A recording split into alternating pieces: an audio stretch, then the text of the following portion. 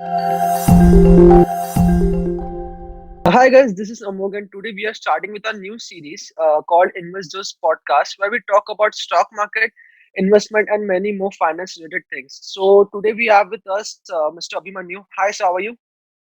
Yeah, I'm doing well, Amok.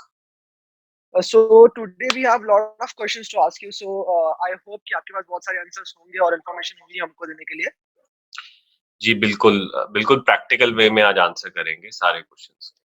Okay, so first तो हम लोग के पास बहुत सारे क्वेश्चंस हैं जो बिगिनर्स ने दिए हुए हैं हमको कि बिगिनर्स कैसे ट्राई करें स्टॉक मार्केट में इन्वेस्ट करने के लिए. सो मेरा फर्स्ट क्वेश्चन आपसे ये है कि let's say if I have 25 to 30,000 rupees and I have to invest in something very safe, कि बहुत सेफ इन्वेस्टमेंट चाहिए मुझे कोई कंपनी स्टॉक में इन्वेस्ट करने के लिए, तो आप क्या रेकमेंड करोगे? तो अमोक, अगर आपको इन्वेस्ट करना है तो ऐसा जरूरी नहीं है कि आपको पैसा सिर्फ शेयर मार्केट में ही इन्वेस्ट करना है। You can also invest in a mutual fund और उससे भी आप कैपिटल मार्केट में मतलब शेयर मार्केट में एक्सपोजर ले सकते हैं।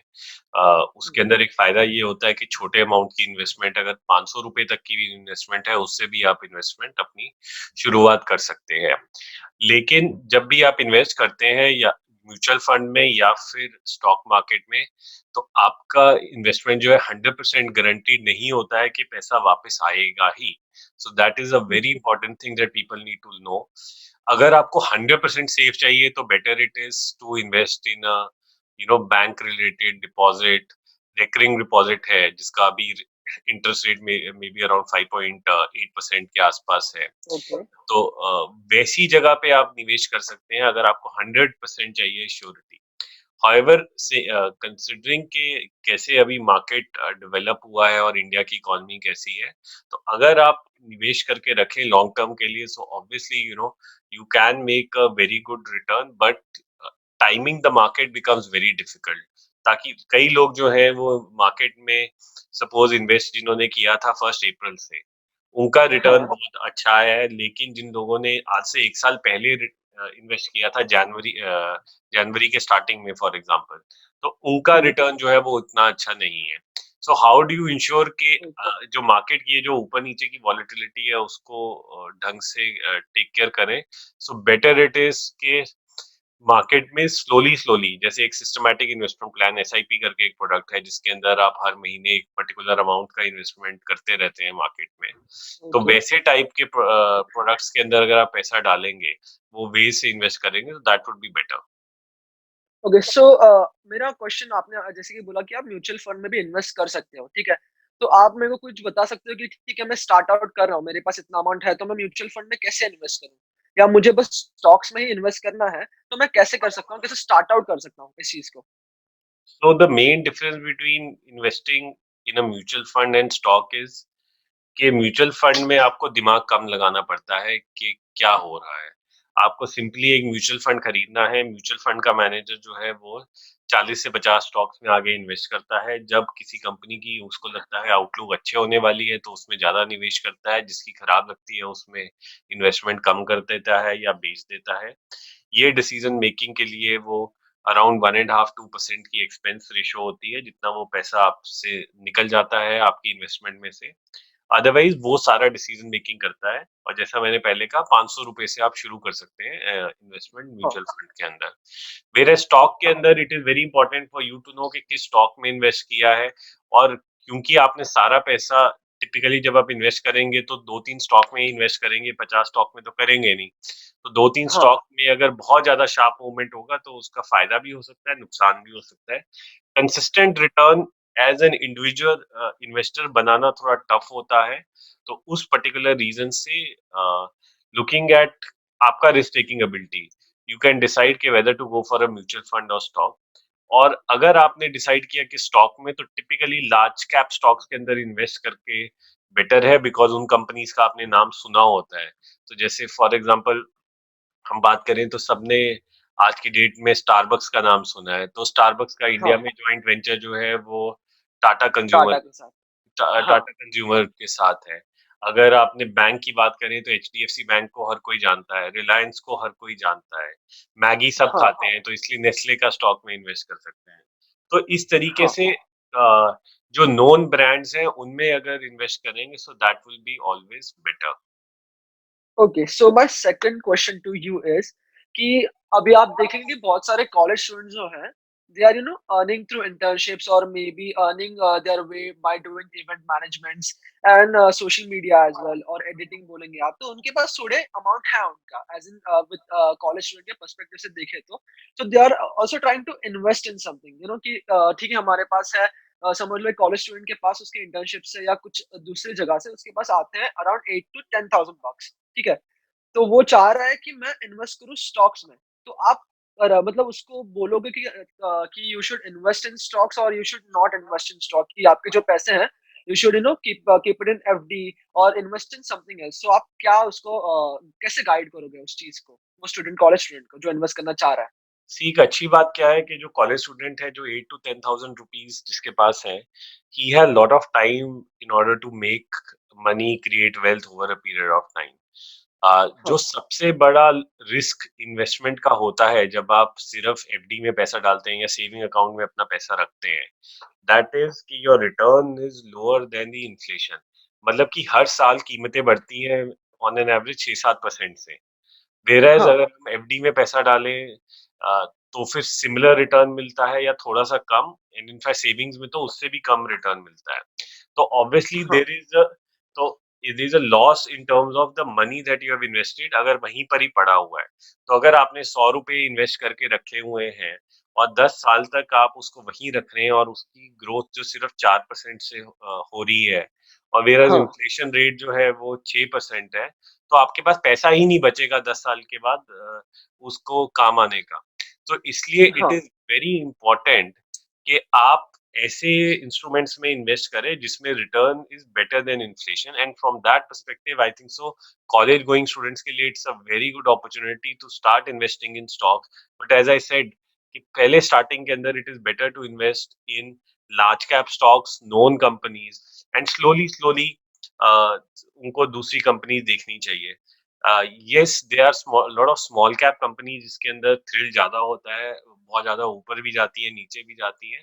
पर क्योंकि इंफॉर्मेशन मिलना कि क्या हो रहा है उन स्टॉक के साथ मुश्किल होता है, तो इट इज़ ऑलवेज एडवाइजेबल कि लार्ज कैप कंपनीज़ के अंदर वो इन्वेस्ट करें। उसके ओके, अंदर इन्वेस्ट करने में आजकल काफ़ी जो कॉलेज गोइंग स्टूडेंट्स हैं वो फ्यूचर्स एंड ऑप्शन में ट्रेडिंग भी कर रहे हैं। नाउ दैट इज़ अ हाँ, really important side of the market where you need lot of good skill set, patience and yes, emotional intelligence. तो इंडीड, अगर इंडीड, अपना टेस्ट करना है पेशेंस तो ऑब्वियसली आप एफएनओ में कर सकते हैं, बट मेक श्योर कि आप अनलिमिटेड रिस्क ना लें। Read lot of online stuff which is there के जैसे ऑप्शन सेलिंग के अंदर अनलिमिटेड रिस्क होता है, तो वो सारी चीजों को ध्यान में रख के अगर आप करेंगे, so I think so it's a very good time to start investing for college kids.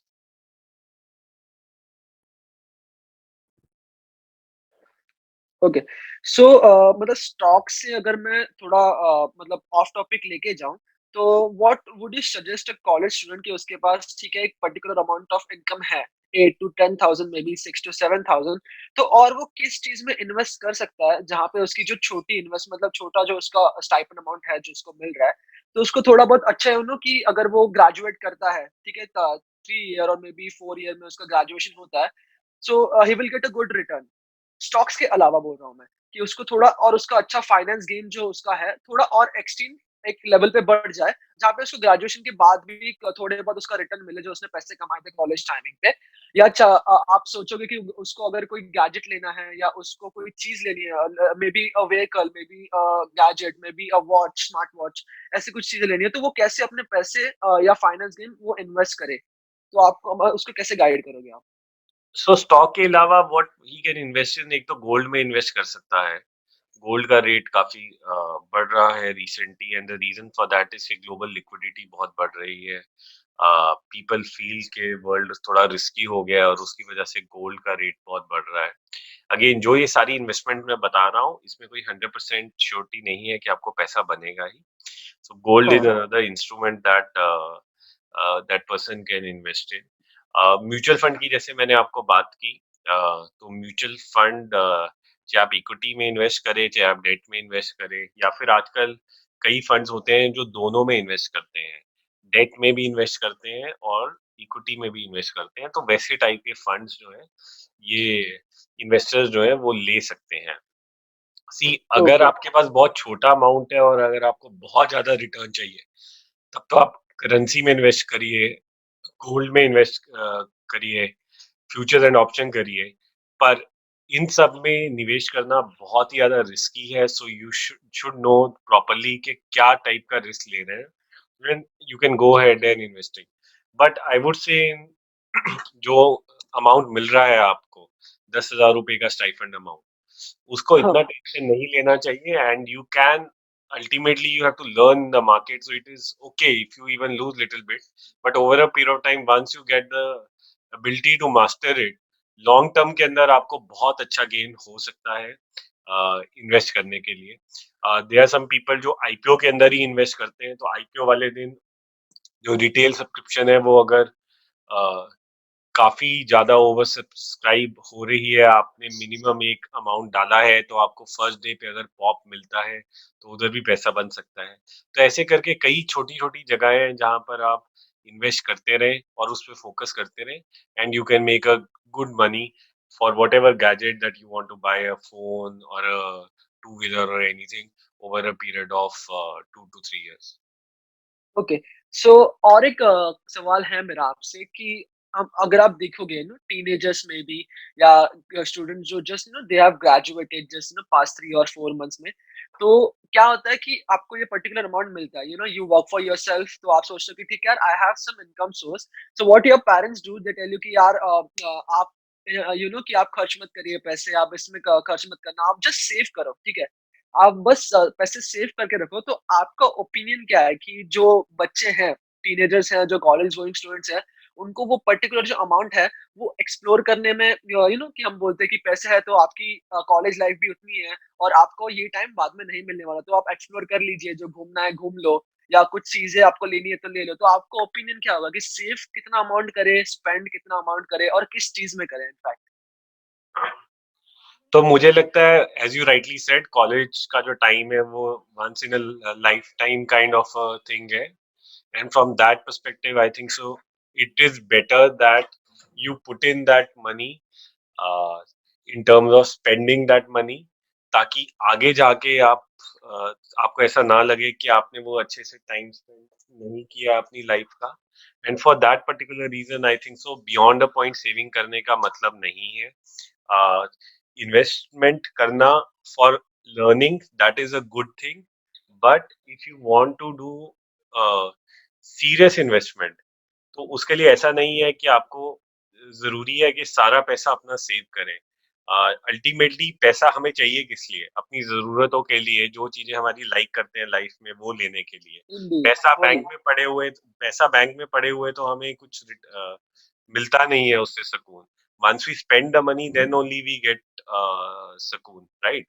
तो इसके लिए यस, मुझे यस। लगता है कि absolutely you should look at spending.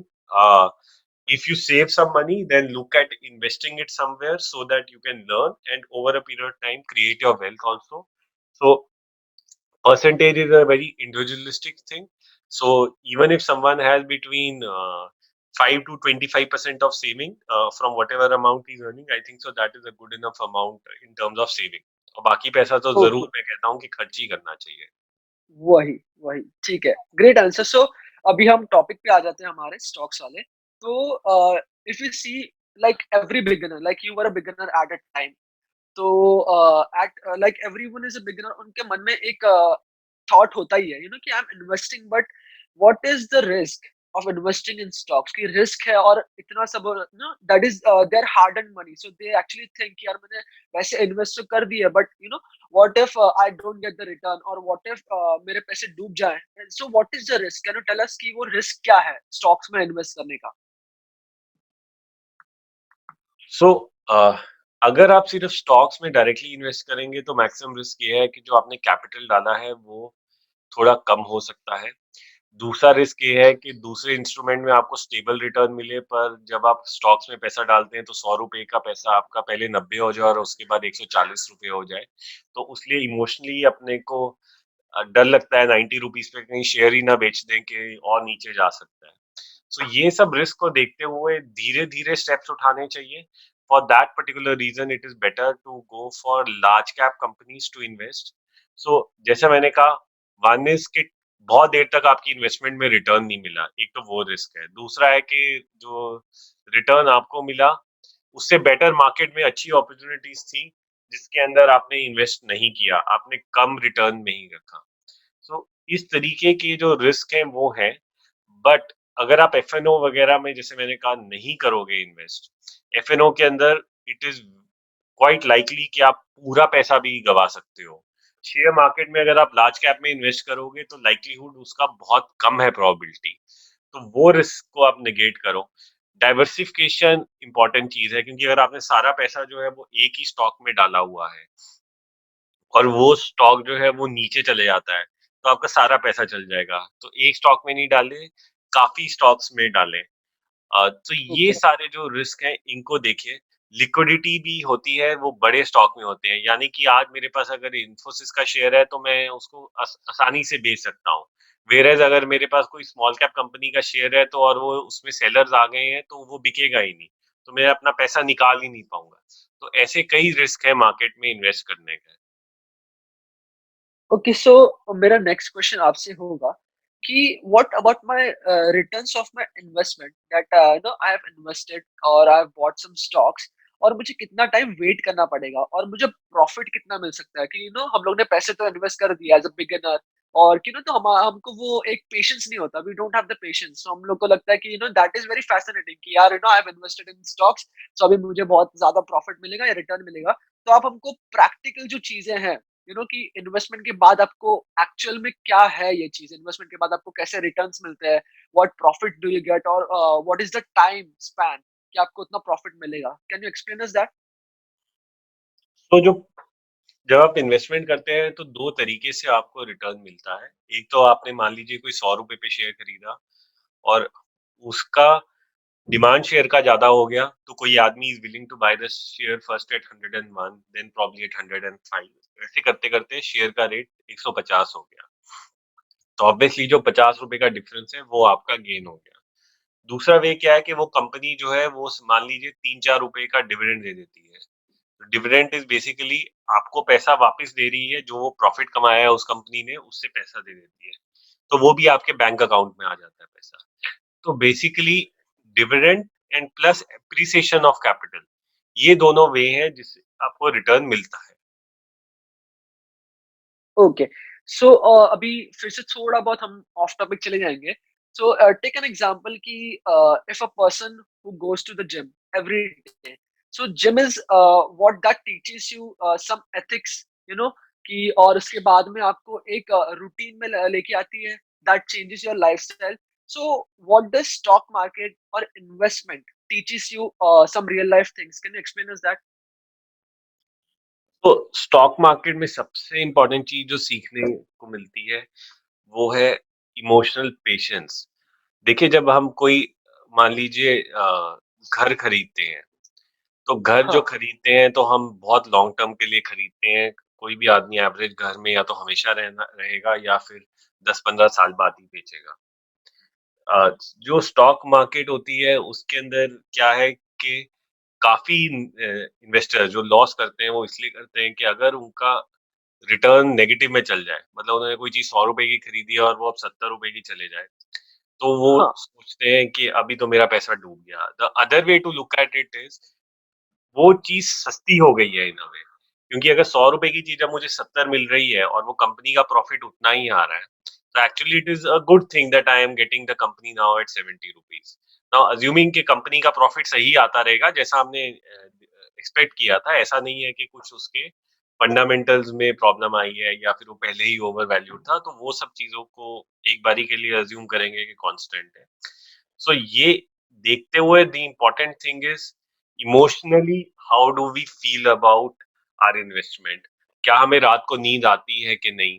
अगर हमें अपनी इन्वेस्टमेंट से आराम से नींद आती है, दैट मीन्स के we have control over ourself. हमें ऐसा नहीं होना चाहिए कि अच्छा स्टॉक ऊपर जा रहा है तो एकदम से खरीद लिया, फिर नीचे गया एकदम से बेच दिया। Without thinking about it. एक पहले एक स्ट्रक्चर बनाना चाहिए, एक स्ट्रैटेजी बनानी चाहिए, रूल्स बनाने चाहिए कि this is the way I will do my trading. अगर ये स्टॉक इस वे में रिएक्ट किया तब मैं ऐसा करूंगा, और अगर ऐसा हुआ तो तब ये करूंगा। बिकॉज ऑन द फ्लाई अगर हम रूल्स बनाएंगे तो उसके अंदर जो है हम अपना इमोशनल कंट्रोल नहीं रख पाते हैं, and for that particular reason we start making losses. Okay. So what does investment has taught you in your life कि मतलब आपने इन्वेस्ट करी है बहुत सारी चीजों में ना, आपके पैसे बहुत सारे स्टॉक्स में इन्वेस्ट किए हैं, कोई और जगह पे इन्वेस्ट किए हैं। So what has investment taught you कि आपको वो रियल लाइफ में भी काम आ गई है चीजें? So the important thing which investment has told me is that, like life, ups and downs are always there. What you yes. have to ultimately focus is कि are you on the right track over a period of time. अगर आप अपने target पे focus नहीं रखेंगे तो ऊपर नीचे का जो चढ़ाव है वो चलता रहेगा, उस पे इतना ज्यादा ध्यान मत दीजिए।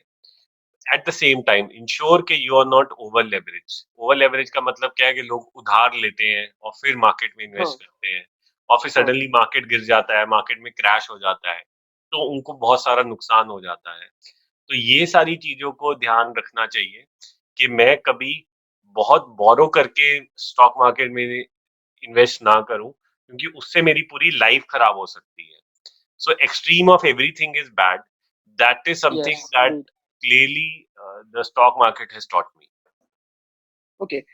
सो my next question to you is कि हम लोग हमारे पास एक अमाउंट तो आ गया, we made a decision of investing in the stock market, okay, but when we step our foot into the stock market world, like it is very big, it is very vast, very intelligent people out there, so how we choose the right stock to invest?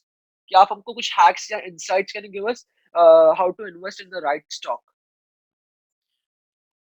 So जब आप invest करते हैं, so then there are people who have different strategies of how to invest. कई लोग सिर्फ news देखते हैं कि न्यूज एक कंपनी की अच्छी आई है, उस हिसाब से इन्वेस्ट करते हैं। दूसरा वे देखने का ये है कि अर्निंग्स किस कंपनी की अच्छी बढ़ रही हैं, दूसरा ये है। तीसरा ये है कि ओवरऑल स्टॉक जो है वो ऊपर जा रहा है, तो वो टेक्निकल एनालिसिस जैसे होता है और या डेरिवेटिव एनालिसिस होता है, तो उसमें कितने लोग एक शेयर को खरीद रहे हैं और प्राइस ऊपर जा रहा है कि नीचे जा रहा है, वो सारी चीजों को देख के डिसाइड होता है कि ये शेयर खरीदना चाहिए, और अगर खरीदना चाहिए तो क्या ये सही टाइम है कि मैं 10 दिन रुकूं और उसके बाद मैं निवेश करूं उस स्टॉक के अंदर। सो ये सारी चीजें बहुत इंपॉर्टेंट होती हैं। So I would say for example आज की डेट के अंदर अगर हमें इन्वेस्ट करना है तो हम लार्ज कैप कंपनीज में देखेंगे। मान लीजिए इन्फोसिस की हमने बात की, तो उसके प्रॉफिट ग्रोथ अच्छी है, आगे जाके मैनेजमेंट भी कह रही है कि अच्छा करेगी। और हम देख रहे हैं कि एफआई जो है वो इंडिया में इन्वेस्ट कर रहे हैं, लार्ज कैप कंपनी है, तो इसलिए इन्फोसिस आप खरीद सकते हैं। अगर आगे जाके ऐसा सिनारियो हुआ कि कंपनी ने कहा कि मेरा प्रेशर आ रहा है, सैलरी ज़्यादा बढ़ानी पड़ रही है, मुझे कॉन्ट्रैक्ट अच्छे नहीं मिल रहे हैं, तो that may be a right time to sell Infosys. तो ऐसे हर ओके। कंपनी की न्यूज़ को ट्रैक कीजिए, देखिए कि कंपनी क्या बोल रही है, कि प्रॉफिट उसका अच्छा आ रहा है कि नहीं आ रहा है, और उस हिसाब से आप डिसाइड कर सकते हैं कि कौन सा शेयर खरीदना है और कौन सा शेयर बेचना है। Okay, great. So the company stock you would recommend for a beginner to invest in, तो ठीक है, समझ लो कि मैं एक बिगिनर हूँ, I want to invest in some stocks. So what would be your recommendation कि you're a beginner and you're just starting out, so this your money will be safe in these stocks if you invest in these companies? So you can look at investing in companies like ITC. You can look at investing in companies like Larsen and Toubro, Reliance, Infosys, HUL. ऐसी type की companies में आप invest करेंगे तो safety in the sense zero नहीं होगा पैसा। That is what I can say. अभी इज इट इट्स पॉसिबल कि मार्केट बहुत गिरता है, जैसे हमने कोविड के बाद देखा था मार्केट गिरा, तो यू कुड हैव हाँ। Losses for short term in the stocks. But in तरीके की कंपनी में अगर आप इन्वेस्ट करेंगे तो obviously over a long term loss होने की पॉसिबिलिटी कम है। Okay, so now you have mentioned all these companies. So इनका ये डिफरेंट कैसे है कोई और कंपनी से? तो और आपने यही रिकमेंडेशंस क्यों दिए हैं कि you just just close your eyes and invest in this stocks. तो मतलब ऐसे क्यों कि यही कंपनीज हैं जो डिफरेंशिएट कर रही हैं और दूसरे स्टॉक्स के साथ?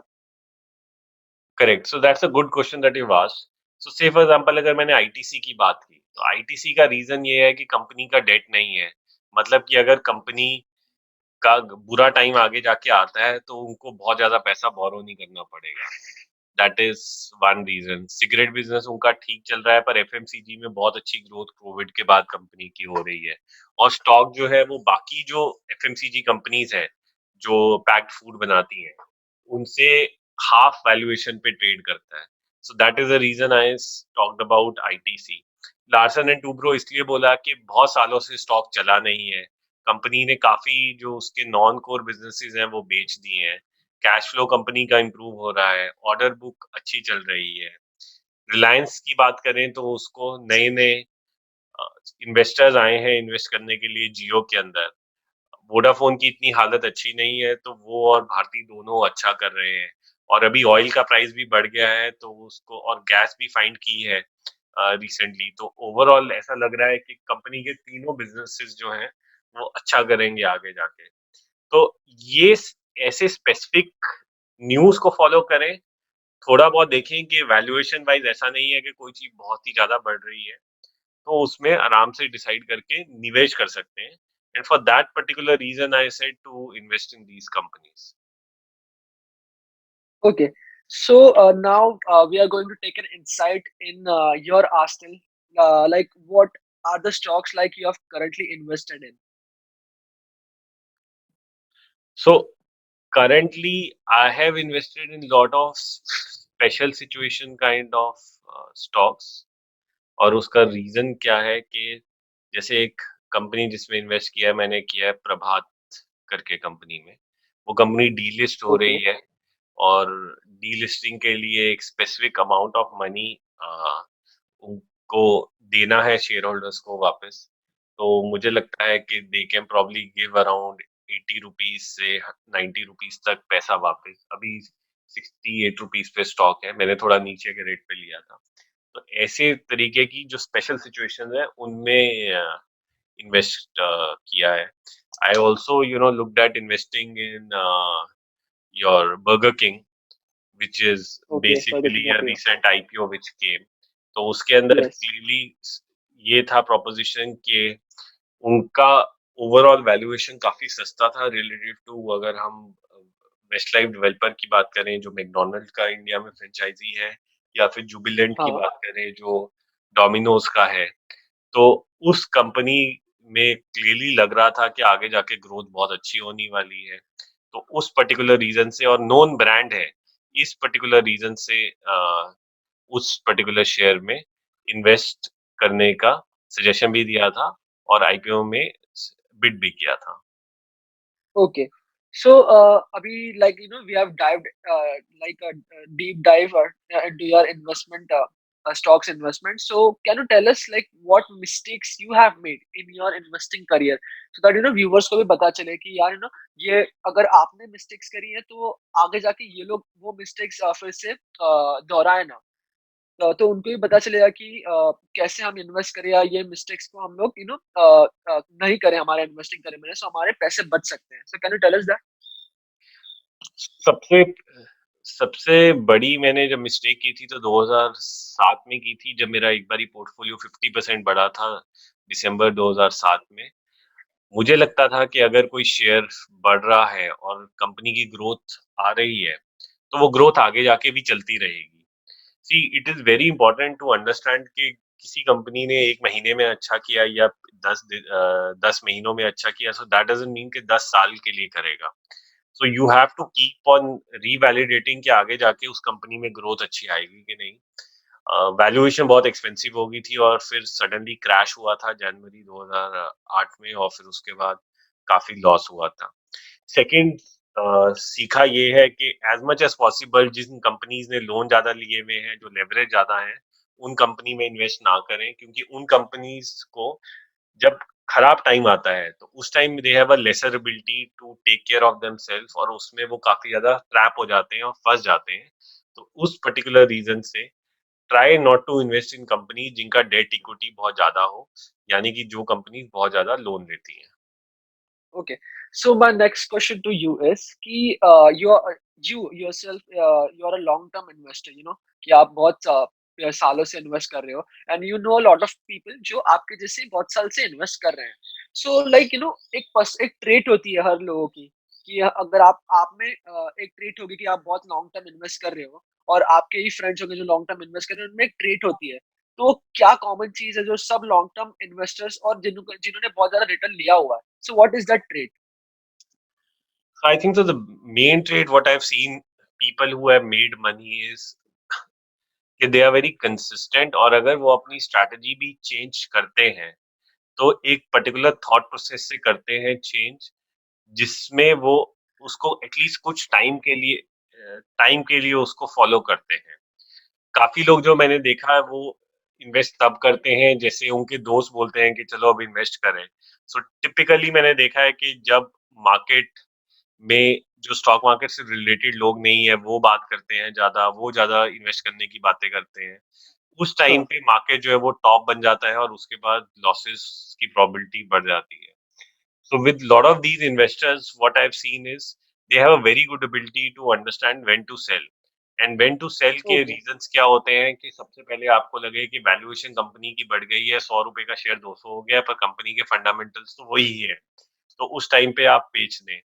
दूसरा रीजन, मार्केट बहुत हीटअप हो रहा है जिसके अंदर हर शेयर जो है वो ऊपर जा रहा है, हर कोई इन्वेस्ट कर रहा है। तो अगर आप क्राउड का पार्ट बनेंगे तो कभी आपको बियॉन्ड द क्राउड आपको पैसा नहीं बनेगा। जब आप क्राउड से बाहर आके इन्वेस्ट करेंगे तो ऑब्वियसली आपको रिटर्न उसमें हमेशा ही ज्यादा मिलेगा।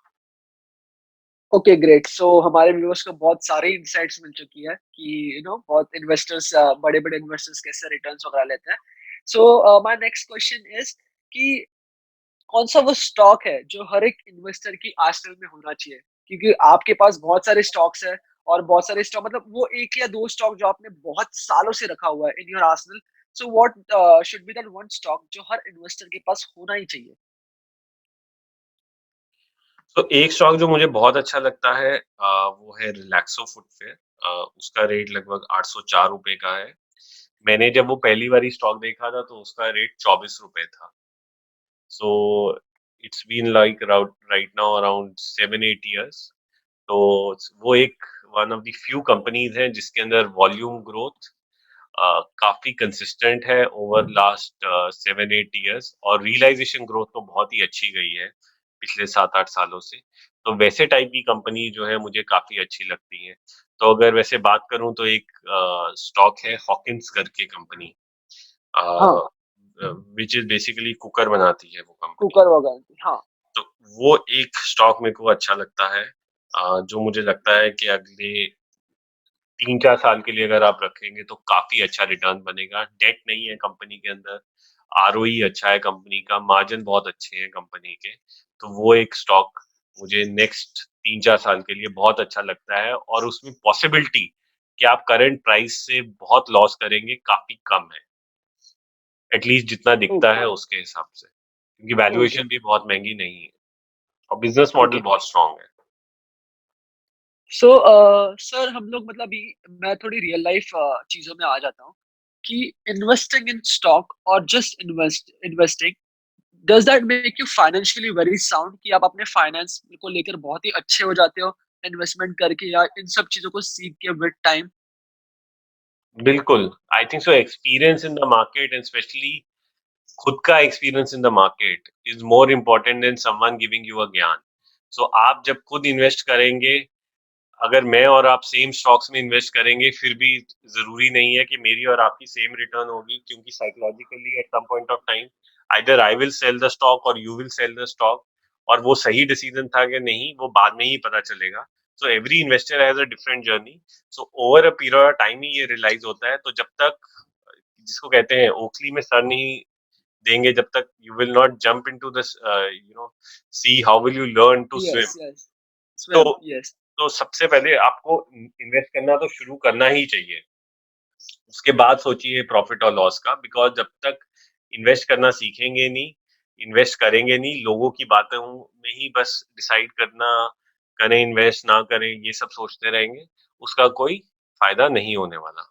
तो बेसिकली हमको लोगों का सुनना नहीं चाहिए, we have to educate ourselves, read, watch lot of videos and educate ourself and then invest. आप बेसिकली वही बोल रहे हो कि लोगों की बातों में नहीं आना चाहिए।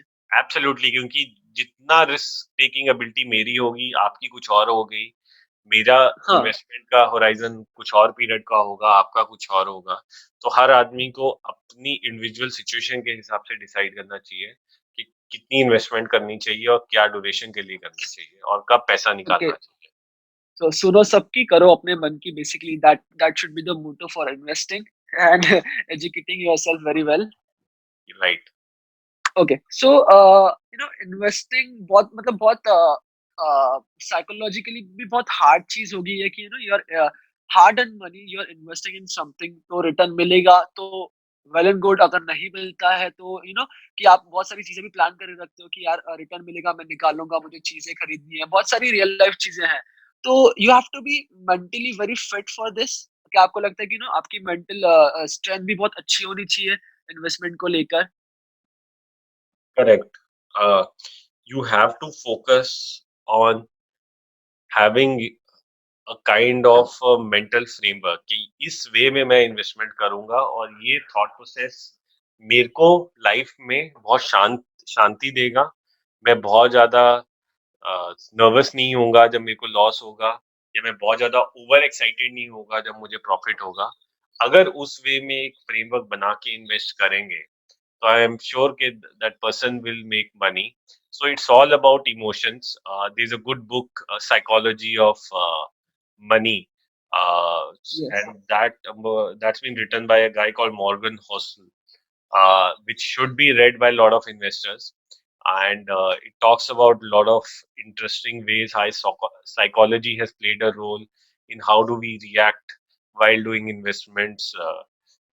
Across time periods, when we are young, when we are old, where do we live? So a lot of our social network also, where we stay, all those kind of things also impact our investment decision.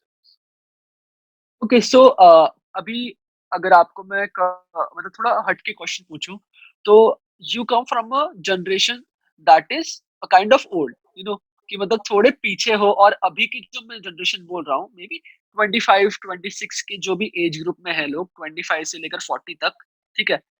तो वो लोगों में क्या mindset change आपको दिखता है कि आपके जो एज ग्रुप वाले लोग हैं उनमें इन्वेस्टिंग माइंडसेट कुछ अलग है, और 20 अभी के जो लोग मतलब यंगस्टर्स हैं, तो उनमें माइंडसेट क्या डिफरेंट है इन्वेस्टिंग के मामले में?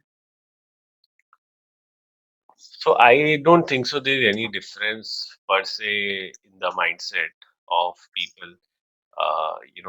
I'm still not 40, so I would consider myself young. But even today, there's a concept of Robin Hood investors, which are basically a lot of uh, millennials who have started investing in US and similar kind of breed in India. जो लोग बहुत ज़्यादा options में trading और करते हैं और stocks में इन्वेस्ट करते हैं फिर निकल जाते हैं, तो वो सब कर रहे हैं।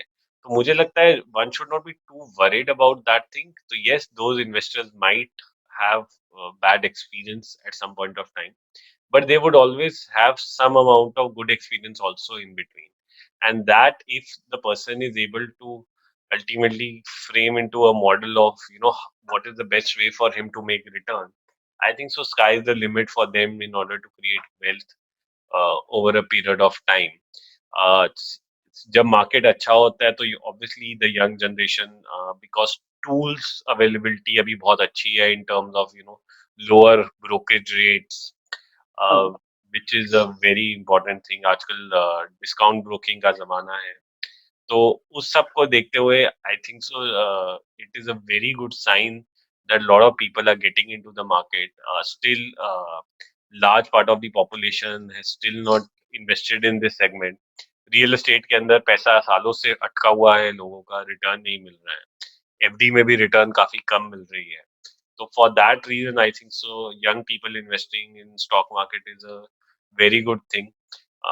Just the point is they have to be more cautious of the way they invest, because एक जब तक मार्केट क्रैश वो नहीं देखेंगे तब तक उनको समझ नहीं आएगा कि कितना रिस्क ले रहे हैं। तो I think so it is हाँ, important for them to simulate के कितना लॉस हो सकता है मैक्सिमम की इन्वेस्टमेंट में before taking their investment decision, because that is going to be something very important. और ऐसा कोई आदमी नहीं है जिसने कभी लॉस नहीं किया हो। एवरी पर्सन जो long over a period of time invest करता है वो कभी ना कभी लॉस करता है, और उसमें आप कैसे रिएक्ट करते हो राइट, वो एक बहुत इंपॉर्टेंट चीज ओके। सो सर मैं एक चीज और बोलूंगा कि there is an old school way of sticking to the budget. अभी बहुत लोग अभी बहुत सारे लोग हैं जो बजट को स्टिक करते हैं। मे बी माय पेरेंट्स और maybe you me too, मैं भी एक बजट के हिसाब से ही चलता हूँ। So what do you think कि everyone who is on a budget has a good finance, और कैन बी वो अपने पैसे बहुत अच्छी तरीके से स्पेंड कर पाएंगे अगर वो एक बजट से के हिसाब से चलते हैं मंथली तो? तो absolutely budget is a very important thing, because आपको अपने एक्सपेंडिचर्स को डिवाइड कर देना चाहिए कि कौन सा एक्सपेंडिचर जो है आपका वो एक मिनिमम नेसेसिटी है, फिक्स एक्सपेंस है जो होना ही है। बाकी से कुछ एक्सपेंस जो होता है वो डिस्क्रिशनरी होता है, which is like something which is in your hand कि आप कर भी सकते हैं इन्वेस्ट और नहीं भी कर सकते हैं। खर्चा कर भी सकते हैं नहीं भी। जैसे फॉर एग्जांपल मूवी में जाना is something that you can decide to go और नॉट टू गो, या हर सैटरडे पार्टी यस, करनी है वो डिसाइड करना। So I think so once you have a rule कि ठीक है 1 मंथ के अंदर मैं इतना ही टाइम स्पेंड करूंगा इस चीज पे और इतना ही खर्चा करूंगा, आई think so that would be something which ultimately helps you to be more disciplined. So as I said, it doesn't mean that you should not party, but you just have a plan. Okay, in a month yes, I will do X number of parties only. I will not go beyond that. So once you have that framework and you apply that in terms of investing as well, कि मैं एक stock में इससे ज्यादा पैसा नहीं डालूंगा, मैं अगर एक सेक्टर में डाला है तो इससे ज्यादा इस सेक्टर में नहीं डालूंगा, तो वैसे करके अगर आप रूल्स बनाएंगे तो obviously your journey will be much smoother. Okay, so can you suggest some books related to investment or maybe finance, or some of your favorite books that our viewers can read? I don't know, increase their knowledge and increase their some things that they don't know, some new knowledge. So there is a book called Little Book That Beats the Market. Uh, the beauty of the book is that it's can be read by even maybe a 8th class student. Okay, तो बहुत ही simple language में वो book लिखी गई है। It's been written by a person called Joel Greenblatt, and book बहुत ज्यादा महंगी भी नहीं है। I think so the book is costing somewhere close to, Kindle edition is somewhere close to 142 rupees. okay, so not a bad pricing, it's very cheap. Yeah. So that is a very good book that one can look at, understand investing. The book has a magic formula which talks about what kind of companies to invest in. And over a period of time, what one has seen is that if someone has invested in those companies, they have made very good returns using that particular, you know, thought process of investing. And there are some other books also. There's a guy called Fisher who has written a book, uh, Common Stocks. That is another book which is a very good book. uh, there are a lot of these kind of books that one can look at. Common Stocks and Uncommon Profits, so that is the name of the book. The paperback edition is around 218 rupees. So these are the kind of books that one can look at investing. In addition to that, there are books. Warren Buffett book is there. The Snowball. That is an excellent book to have. In addition to that, you have the Intelligent Investor book, which has been written by Graham. So these kind of books are excellent books for people who want to start investing. But probably you start with something like a Joel Greenblatt kind of a book, क्योंकि वो जो है काफी simple language में लिखी है.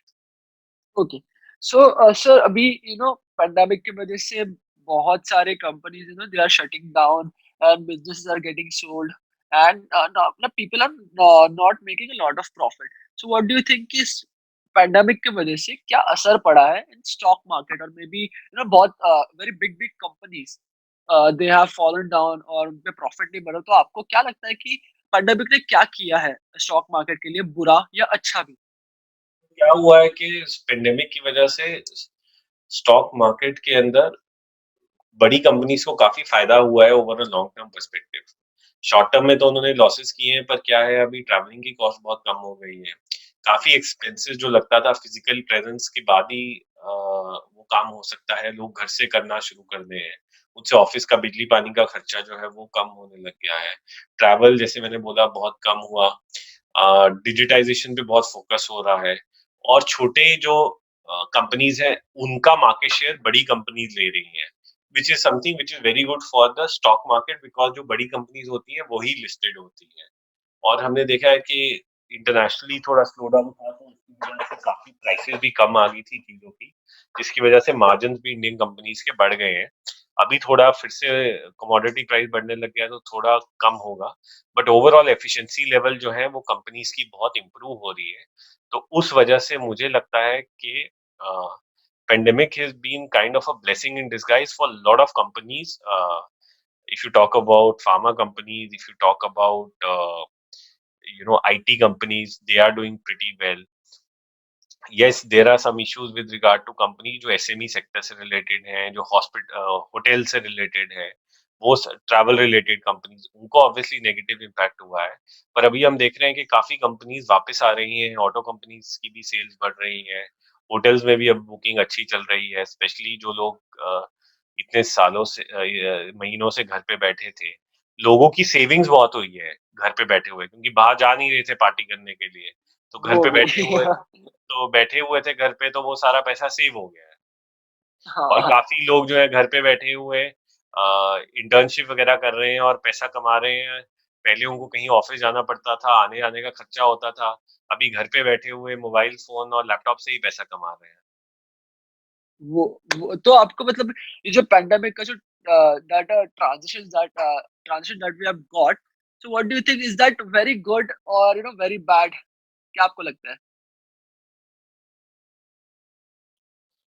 So it is see, it is something which is good in the sense people have learnt कि कितना cost effective बने, but obviously there's a human cost which has come.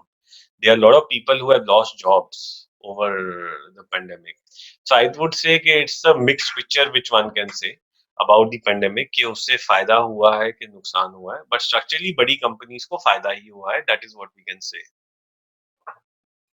Okay, so sir बहुत सारी movies में बहुत सारी web series में we see that they से स्टॉक मार्केट क्रैश हो गया, स्टॉक मार्केट क्रैश हो गया, but what does it actually mean कि स्टॉक मार्केट क्रैश हो गया है? So when they say that stock market crash हो गया है, what it means is कि shares जो है, मान लीजिए आज इंडेक्स जो है वो 12,000 पे है, और सडनली मार्केट में मूवमेंट इतनी ज्यादा हो गई कि इंडेक्स एक ही दिन में 1,000 पॉइंट गिर के 11,000 हो गया, 12 का।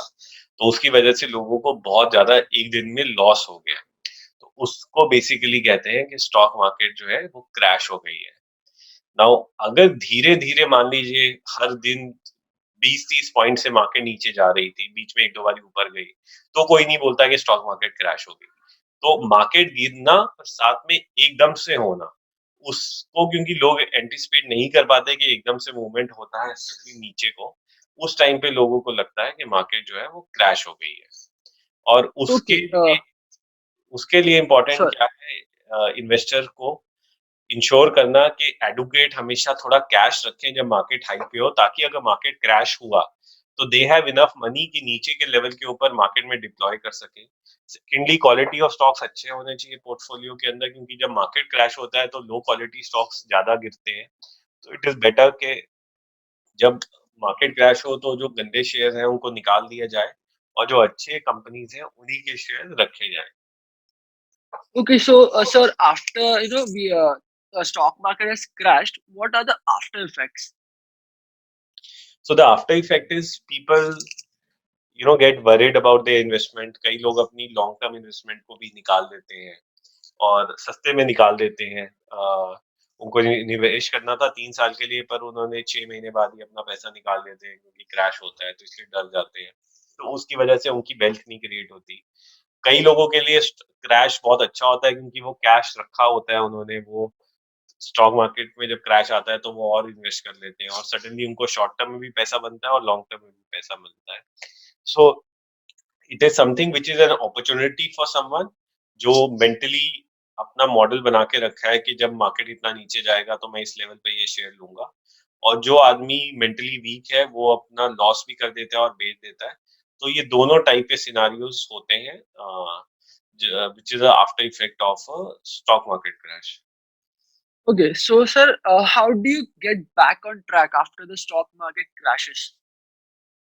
So as I said, you have to churn your portfolio. You have to make sure that अच्छे कंपनीज ही आपके पोर्टफोलियोज में हो। आप इंश्योर करिए कि थोड़ा, अगर आपके पास कैश है तो आप पैसा अच्छी कंपनीज में डालें, बिकॉज अच्छी कंपनीज क्रैश के बाद ही सस्ते रेट पे मिलती हैं, तो उनमें इन्वेस्ट करें जो आगे जाके ग्रोथ अच्छी होगी उन कंपनीज की। So basically adding more money, rejigging your portfolio, selling out of low quality stocks. Those are two important things that one should do post market stock market crash. Okay so thank you so much कि हम आपने हमारा मतलब as in बहुत candid conversation था, हम लोग को बहुत इनसाइट्स दिया आपने, और हमारे व्यूवर्स को भी बहुत सारी नॉलेज इंफॉर्मेशन और इनसाइट्स मिली कि how to start, where to invest, और आपने खुद के भी आपके इन्वेस्टेड स्टॉक्स बताए। That is a very great thing, so people who are willing to invest वो थोड़े बहुत आपके सजेशंस भी ले सकते हैं।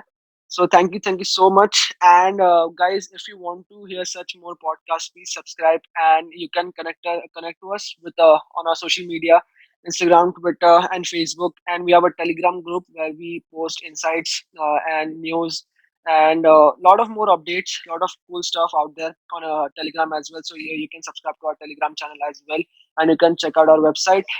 So thank you so much, sir. It Yeah, was thanks a great lot, talking to Abok. you. Great to be with you. Okay, sir. Thank you so much. Bye bye. Yeah, bye.